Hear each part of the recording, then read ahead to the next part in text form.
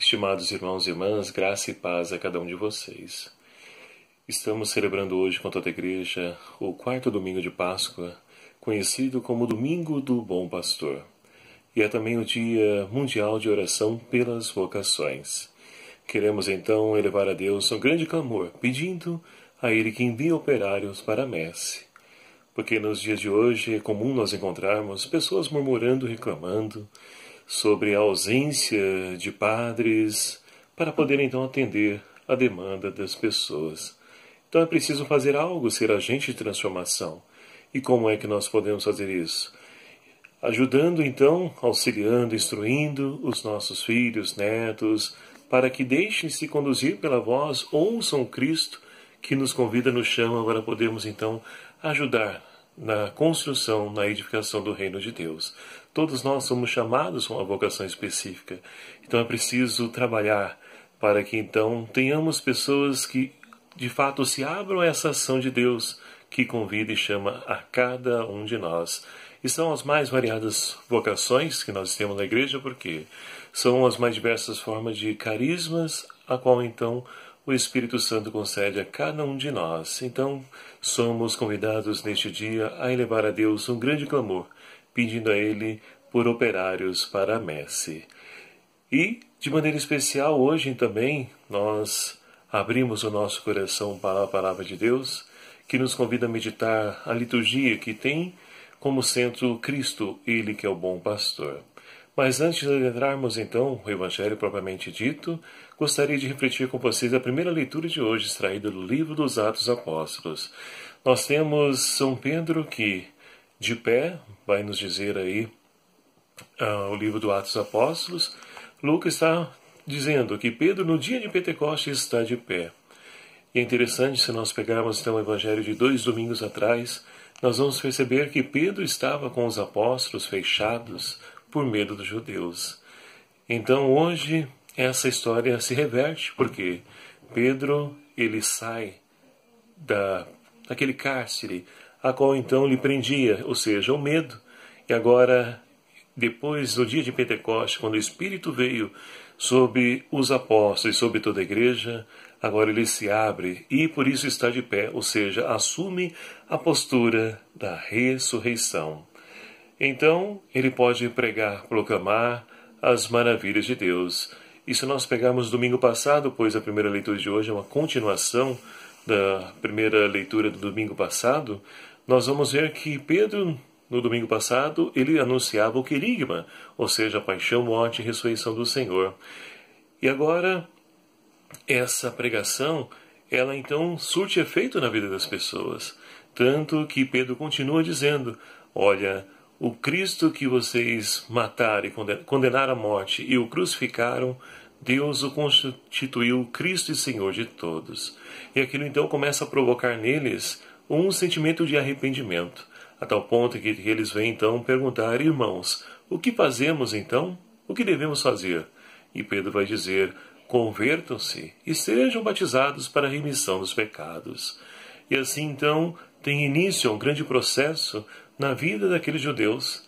E olhando para a nossa história nos dias de hoje, ainda há muitas pessoas que também precisam dessa conversão.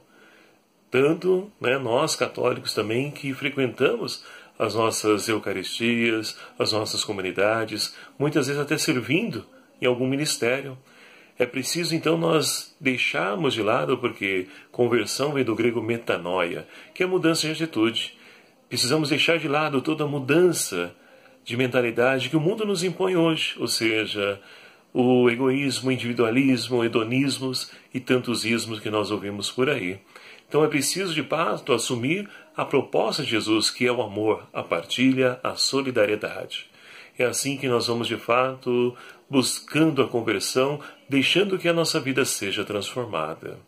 E assim nós podemos então ver que Pedro segue dizendo, olha, se livrem desse tipo de mentalidade, desse tipo de pessoa, esse tipo de ideologia que predomina em nossa sociedade. Então é preciso buscar a libertação, é preciso deixar que Deus conduza a nossa vida e transforme a nossa história. E assim nós podemos então compreender o Salmo de hoje. Então, com o salmista de hoje, também cantar que o Senhor é o pastor que nos conduz e para a água refrescante Ele nos leva a experimentar. Então, queridos amados irmãos, o Senhor, Ele quer sempre nos conduzir para verdes pastagens. Mas muitas vezes, infelizmente, somos nós que queremos trilhar outros caminhos, buscando a nossa própria sorte. E aí, então, sofremos com as consequências das nossas escolhas. Então, fatalmente, nós vamos dar cabeçadas na vida, errar, nos magoar, nos ferir. Então é preciso deixar que o Senhor nos conduza sempre nos verdes prados, para que assim nós possamos experimentar essas maravilhas a qual o Senhor reserva a cada um de nós, esse grande banquete que nós já podemos desfrutar em cada Eucaristia que nós celebramos, que nos fortalece e nos ajuda, nos anima, nos encoraja. E aí nós podemos então partir para a segunda leitura de hoje, onde também São Pedro, ele diz para a sua comunidade e para nós hoje: ora, viver como cristão é então suportar as tribulações, as dificuldades e as perseguições.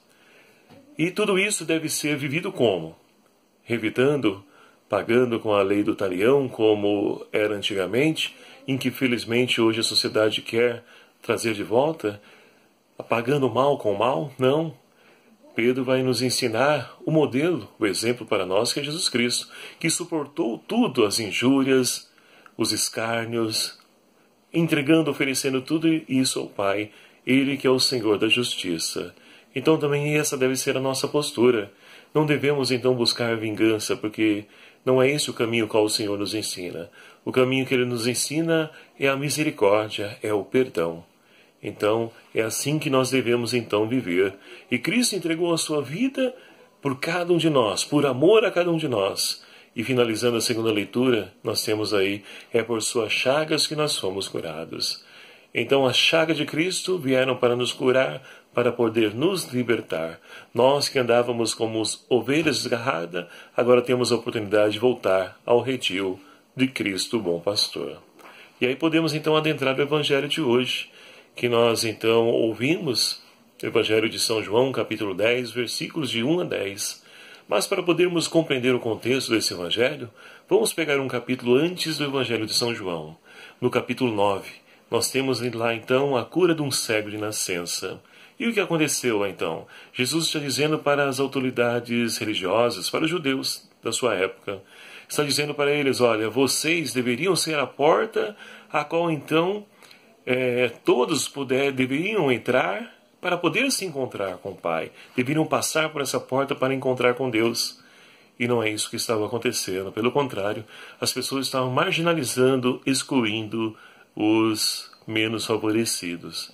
Então o Senhor, e aí nós vamos entender lá do profeta Ezequiel, capítulo 34, onde então Deus fala também aos judeus: ora, vocês que deveriam cuidar, zelar das minhas ovelhas, não o fazem? Pois bem, eu mesmo vou fazer. Ou seja, surge aí então a profecia de Ezequiel anunciando o Messias que vai vir, sará, cuidar, zelar de todas as ovelhas do Senhor. E nós sabemos muito bem que isso se cumpre em Jesus Cristo. Ele que é o bom pastor, que veio zelar, sarar todas as ovelhas do Senhor. Mas então, voltando, os judeus, autoridades religiosas, não o faziam, e Jesus diz então para eles: eu sou a porta. Quem entra por essa porta, ele de fato, ele pode conduzir, porque eu sou o pastor. O pastor entra pela porta e conduz as suas ovelhas. E as ovelhas, ele conhece cada uma pelo nome. Não sei o seu nome, mas Deus te conhece pelo seu nome. Ele te conhece. Ele vai dizer ainda: e as ovelhas escutam a minha voz. Mas será que nós, de fato, paramos para ouvir a voz do Cristo Bom Pastor? E tudo isso se dá como? Através da oração, da intimidade com Deus.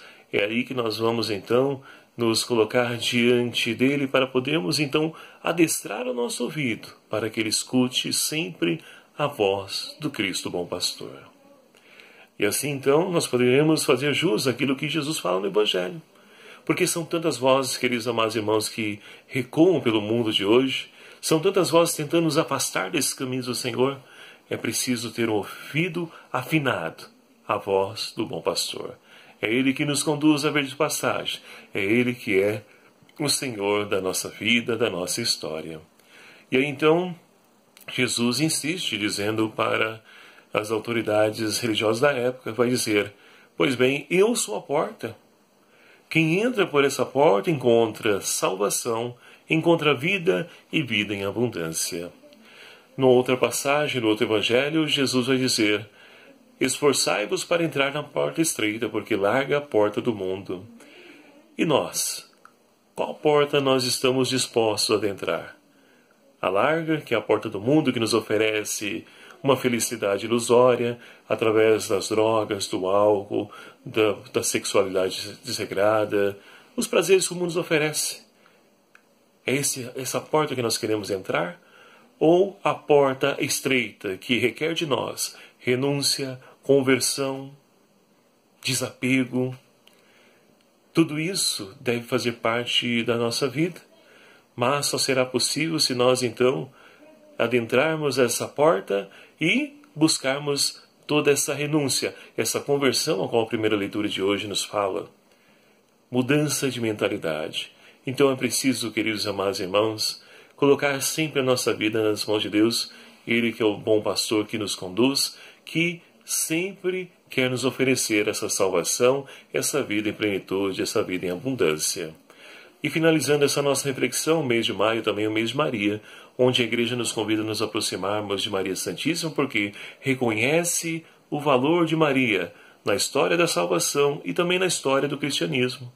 Maria foi aquela primeira que ouviu, de fato, o chamado de Deus para poder ser a mãe do Salvador Jesus Cristo. Maria tinha muitos sonhos, projetos, mas ela preferiu ouvir e sonhar os sonhos de Deus. Exemplo, modelo para cada um de nós, para que nós possamos seguir, assim, instruídos, alimentados pelo Filho de Maria, que é o bom pastor, que nós possamos fazer ecoar aquelas palavras de Maria lá nas bodas de Caná: fazei tudo o que ele vos disser. Que nós possamos então colocar em prática a palavra do Filho de Maria, fazendo tudo o que ele nos disser, para que assim, queridos amados irmãos, possamos ter uma vida de ressuscitados, que possam então testemunhar com a nossa própria vida esse Deus que vive e reina no meio de nós. E que o Espírito Santo de Deus seja a nossa força nos nossos momentos de frustração, cansaço, que nós possamos então ser fortalecidos com a força do Santo Espírito de Deus. Um louvado seja o nome do nosso Senhor Jesus Cristo, para sempre seja louvado. Deus abençoe, até a próxima e fiquem com Deus.